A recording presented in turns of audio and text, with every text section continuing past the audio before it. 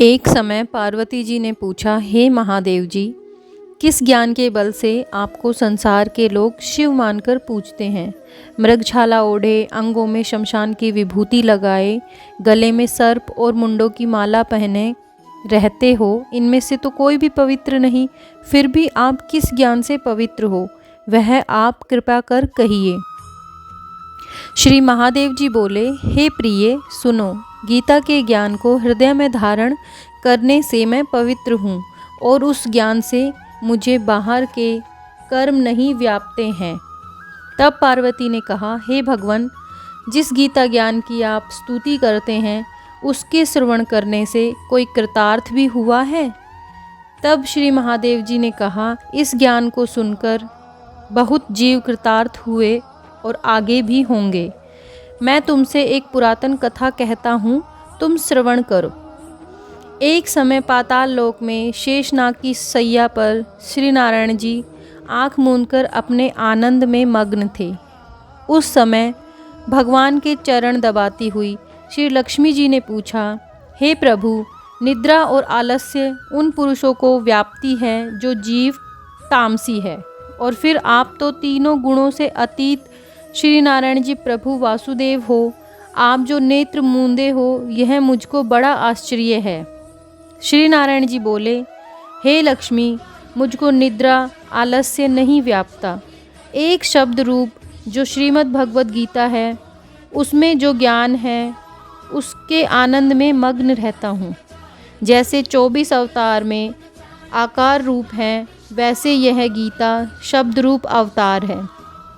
इस गीता में ये मेरे अंग हैं, 5 अध्याय मेरा मुख है, 5 अध्याय मेरी भुजा है, 5 अध्याय मेरा हृदय और मन है, 16वां अध्याय मेरा उदर है, 17वां अध्याय मेरी जंघा है, 18वां अध्याय मेरे चरण हैं।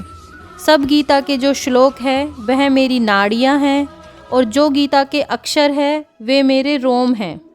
ऐसा जो मेरा शब्द रूपी गीता ज्ञान है, उसी के अर्थ को मैं हृदय में विचारता हूँ और बहुत आनंद को प्राप्त होता हूँ। श्री लक्ष्मी जी बोली, हे श्री नारायण जी, जब श्री गीता का इतना ज्ञान है तो उसी को सुनकर कोई जीव कृतार्थ भी हुआ है, सो मुझसे कहो। तब श्री नारायण जी ने कहा, हे लक्ष्मी, गीता ज्ञान को सुनकर बहुत जीव कृतार्थ हुए हैं, सो तुम सुनो। श्रवण शूद्र वर्ण का एक प्राणी था जो चांडालों के कर्म करता था और तेल लवण का व्यापार करता था। उसने बकरी पाली।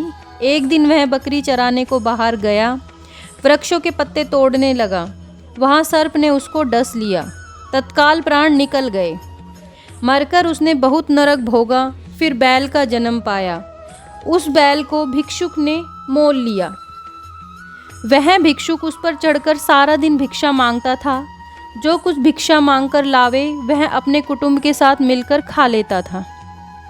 बैल सारी रात द्वार पर बंधा रहता था। उसके खाने पीने की भी खबर नहीं लेता था। वह थोड़ा सा भूसा उसके आगे डाल देता था। जब एक दिन चढ़े, फिर बैल पर चढ़कर मांगता फिरे। कई दिन गुजरे तो वह बैल भूख के मारे गिर पड़ा, पर उसके प्राण नहीं छूटे। नगर के लोग देखकर कोई तीर्थ का फल दे, कोई व्रत का फल दे, पर उस बैल के प्राण छूटे नहीं। एक दिन एक गणिका आई। उसने मनुष्यों से पूछा, यह भीड़ कैसी है? तो उन्होंने उससे कहा, प्राण जाते नहीं, अनेक पुण्यों का फल दे रहे हैं, तो भी इसकी मुक्ति नहीं होती। तब गणिका ने कहा, जो कर्म मैंने किया है उसका फल इस बैल के निमित्त दिया। इतना कहते ही बैल की मुक्ति हुई। तब बैल ने एक ब्राह्मण के घर जन्म लिया। पिता ने उसका नाम सुशर्मा रखा। जब वह बड़ा हुआ, पिता ने उसको विद्या में दक्ष किया। तब भी इसको पिछले जन्म की सुध थी। यह अति सुंदर हुआ। इसने एक दिन मन में विचार किया, जिस गणिका ने मुझको बैल की योनि से छुड़ाया, उसका दर्शन करूं। विप्र चलता चलता गणिका के घर गया और कहा, तू मुझे पहचानती है? गणिका ने कहा, मैं नहीं पहचानती। तू कौन है? तेरा मेरा क्या पहचान है? तू विप्र, मैं वैश्या। तब विप्र ने कहा, मैं वही बैल हूँ जिसको तुमने अपना पुण्य दिया था। तब बैल की योनि से छूटा था, पर मैंने विप्र के घर जन्म लिया। है और तू अपना वह पुण्य बता। गणिका ने कहा, मैंने अपने जाने कोई पुण्य नहीं किया, पर मेरे घर एक तोता है, वह सवेरे कुछ पढ़ता है, मैं उसके वाक्य सुनती हूँ। उस पुण्य का फल मैंने तेरे निमित्त दिया था। तब विप्र ने तोते से पूछा कि तू सवेरे क्या पढ़ता है? तोते ने कहा, मैं पिछले जन्म में विप्र का पुत्र था। पिता ने मुझे गीता के पहले अध्याय का पाठ सिखाया था। एक दिन मैंने गुरुजी से पूछा, मुझको गुरु ने क्या पढ़ाया है? तब गुरुजी ने मुझे शाप दिया, तू सूआ हो जा। तब मैं सूआ हुआ। एक दिन फंदक मुझे पकड़ ले गया। एक विप्र ने मुझे मोल लिया। वह विप्र अपने पुत्र को गीता का पाठ पढ़ाता था। तब मैंने भी वह पाठ सीख लिया। एक दिन विप्र के घर चोर आए। उनको धन तो प्राप्त नहीं हुआ, मेरा पिंजरा उठा ले गए।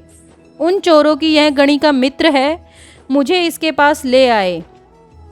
सो मैं नित्य श्री गीता जी के पहले अध्याय का पाठ करता हूँ। यह सुनती है, पर यह गणिका की समझ में नहीं आता जो मैं पढ़ता हूँ।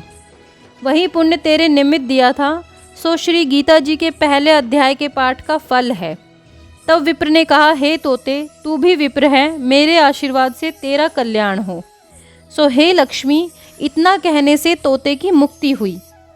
गणिका ने भी भले कर्म ग्रहण किए, नित्य प्रति स्नान कर और गीता के प्रथम अध्याय का पाठ करे, इससे उसकी मुक्ति हुई।